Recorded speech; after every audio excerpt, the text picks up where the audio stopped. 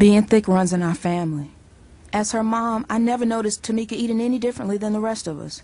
She likes junk food, but what kid doesn't?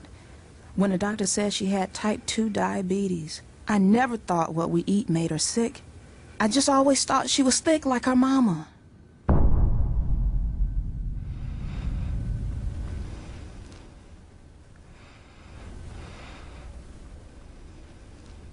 Yeah, some pretty powerful stuff. It is a growing problem across the country. Nearly 17% of children and adolescents here in the United States are obese, and that is why one fast food chain, apparently now stepping in, McDonald's, is putting the Happy Meal on a diet.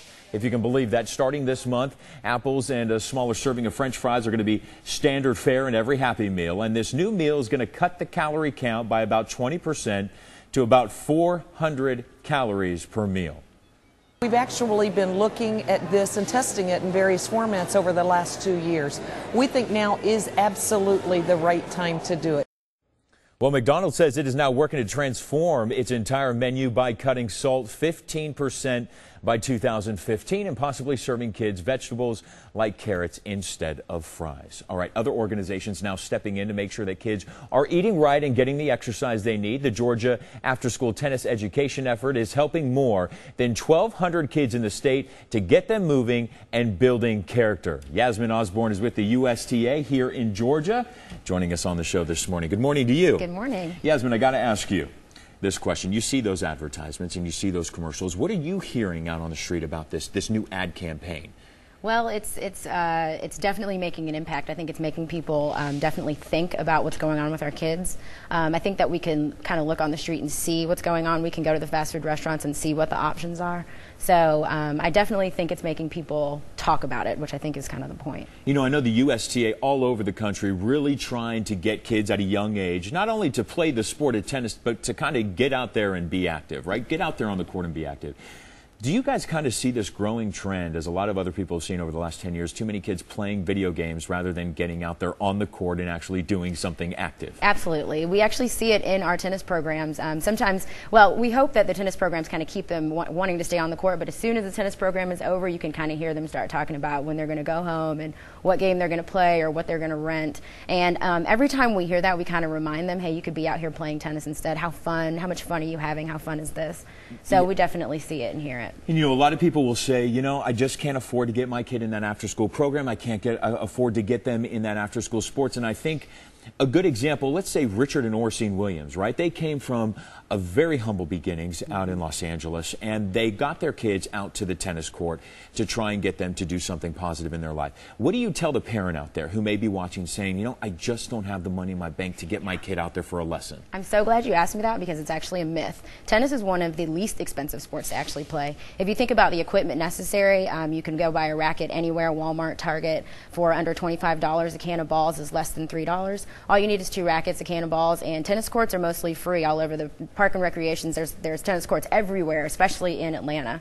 So it's actually one of the least expensive sports to play. We are trying to work on with USTA kind of a play to learn rather than learn to play. So we just encourage people to get out there, hit around, just have fun with tennis. And the beauty of tennis is, unlike any other sport, you're hitting the ball and you're doing something physical every single time the ball comes over the net. So we believe that you're burning actually more calories than almost any other sport. Yeah, and I'm a huge fan of tennis, and you got to have good footwork if you want to be a good tennis player. Absolutely. So you got to get out there, and it will make you fit.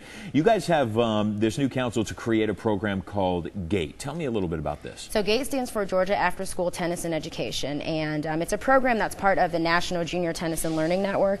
We have about 600 chapters across the United States and 102 chapters actually in our southern section.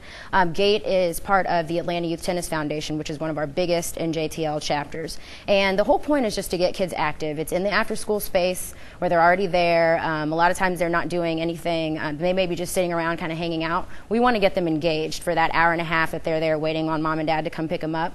We want them to sweat. We want them to be thinking. We want them to be actually doing something. So we are trying to go to any and every after-school program, and we want them to play tennis. And how do you convince, you know, the child? We see these kids in this ad campaign, and they're depressed. They seem very sad, and they seem like they don't fit in. And if a child says, you know, I'm not like those other kids on the tennis court. How do you convince that child to go out there and pick up a racket and play? Well, the one thing we always say about tennis is it's a sport of a lifetime, and the thing that separates tennis from almost any other sport is that anybody can play it at any time, young, old, big, small, tall, short. I'm really short, and I've played tennis my entire life. So we actually don't even talk about what you can't do in tennis. We just get out there, stick a racket in their hands, and honestly, once you got a ball in one hand and a racket in another, they don't even think about what they can't do. It's just a matter of playing fun games, doing fun things. They don't realize they're moving. They don't realize they're sweating. We're just having a good time and playing tennis. So really, I have never had to have that conversation.